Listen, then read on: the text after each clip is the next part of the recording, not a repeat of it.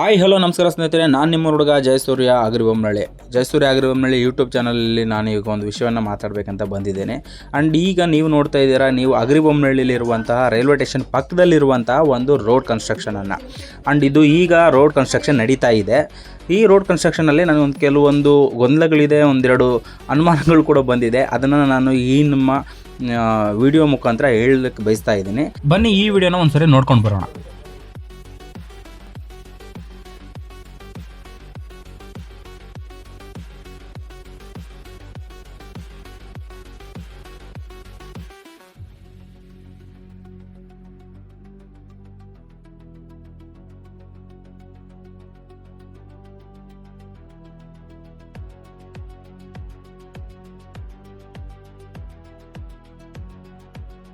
So ಸ್ನೇಹಿತರೆ, ನೋಡಿದ್ರಲ್ಲ ಈ ವಿಡಿಯೋದಲ್ಲಿ ಕೆಲವೊಂದು ವಿಚಾರನ ನಾನು ನಿಮಗೆ ಹೇಳಕ್ಕೆ ಬಯಸ್ತಾ ಇದ್ದೀನಿ. ಏನಪ್ಪ ಅಂದರೆ, ರೋಡ್ ಕನ್ಸ್ಟ್ರಕ್ಷನ್ ನಡೀತಾ ಇದೆ. ಈ ರೋಡ್ ಕನ್ಸ್ಟ್ರಕ್ಷನ್ನಲ್ಲಿ ಮುಂದಿನ ಫ್ಯೂಚರ್ ಬಗ್ಗೆ ಯೋಚನೆ ಮಾಡಿ ರೋಡ್ ಕನ್ಸ್ಟ್ರಕ್ಷನ್ ನಡೀತಾ ಇಲ್ಲ ಅನ್ನೋದು ನನ್ನ ಅಭಿಪ್ರಾಯ. ಯಾಕಪ್ಪ ಅಂತಂದರೆ ನೋಡಿ, ಇಲ್ಲಿ ಡಾಂಬರ್ ರೋಡ್ ಮೇಲ್ಗಡೆ ಅಥವಾ ಅದ್ರ ಪಕ್ಕದಲ್ಲಿರುವಂಥ ಡ್ರೈನೇಜ್ಗೆ ಹೋಗಬೇಕಾದಂಥ ಸ್ಥಳಾವಕಾಶ ಏನು ಕೊಟ್ಟಿದ್ದಾರೆ, ಅಲ್ಲಿ ನೀರು ಇನ್ ಕೇಸ್ ಮಳೆ ಬಂದರೆ ಮಳೆ ನೀರು ಯಾವ ರಂಧ್ರದ ಮುಖಾಂತರ ಹೋಗುತ್ತೆ ಅನ್ನೋದೇ ಎಲ್ಲೂ ಕೂಡ ದಾರಿ ಇಲ್ಲ. ಈಗ ಚರಂಡಿಗೆ ನೀರು ಸಪ್ಲೈ ಆಗಬೇಕು ಅಥವಾ ರೋಡಿಂದ ನೀರು ಹೊರಗಡೆ ಹೋಗಬೇಕು, ಅದು ಸೀದಾ ಚರಂಡಿಗೆ ಹೋಗಬೇಕು.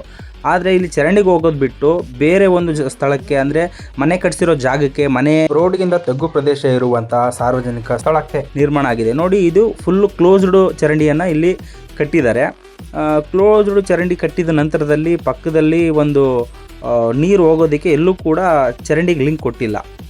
ಅಕಸ್ಮಾತ್ ಕೊಟ್ಟಿರ್ಬೋದೇನೋ, ಈ ಇಂಜಿನಿಯರ್ಸ್ ಯಾವ ರೀತಿ ವರ್ಕ್ ಮಾಡಿದ್ದಾರೆ ಅನ್ನೋದು ನನಗೆ ಗೊತ್ತಾಗ್ತಿಲ್ಲ. ನನಗೊಂದು ಸ್ವಾಭಾವಿಕವಾಗಿ ಬಂದಂಥ ಪ್ರಶ್ನೆ ಇದು. ಅಕಸ್ಮಾತ್ ಮಳೆ ನೀರು ಏನಾದರೂ ಬಂತು ಅಂದರೆ ಈ ಕನ್ಸ್ಟ್ರಕ್ಷನ್ನಲ್ಲಿ ಮಳೆ ನೀರು ರೋಡ್ ಮೇಲೆ ಇರುತ್ತೆ, ಇಲ್ಲ ಅಂತಂದರೆ ಮನೆ ಒಳಗಡೆ ಹೋಗಿ ನುಗ್ಗುತ್ತೆ ಹೊರತು ತಗ್ಗು ಪ್ರದೇಶಕ್ಕೆ. ಇನ್ನು ಬೇರೆ ಕಡೆ ನೀರು ಹೋಗೋದಕ್ಕೆ ಎಲ್ಲೂ ಕೂಡ ದಾರಿಯನ್ನು ಇಲ್ಲಿ ಮಾಡಿಲ್ಲ. ಆ್ಯಕ್ಚುಲಿ ಮಾಡಬೇಕಾಗಿದ್ರು ನೀರು ಬಂದು ಚರಂಡಿ ಒಳಗಡೆ ಹೋಗಬೇಕು. ಆದರೆ ಇಲ್ಲಿ ನೋಡಿ, ನೀವು ಇಲ್ಲಿ ನೋಡ್ತಾ ಇರುವಂಥ ಈ ಒಂದು ಪ್ರದೇಶದಲ್ಲಿ ರೋಡು ತಗ್ಗು ಪ್ರದೇಶಕ್ಕಿಂತ ಮೇಲಿದೆ. ಸೊ ಹಾಗಾಗಿ ಮಳೆ ನೀರು ಬಂದರೆ ಚರಂಡಿಗೆ ಹೋಗೋಕ್ಕೆ ದಾರಿ ಇಲ್ಲದಕ್ಕೆ ಈ ಥರ ಮನೆ ವಾಸ ಮಾಡ್ತಿದ್ದಾರಲ್ಲ, ಇಲ್ಲಿ ನೀರು ಹೋಗುವಂಥ ಸಾಧ್ಯತೆಗಳು ಜಾಸ್ತಿ ಇದೆ.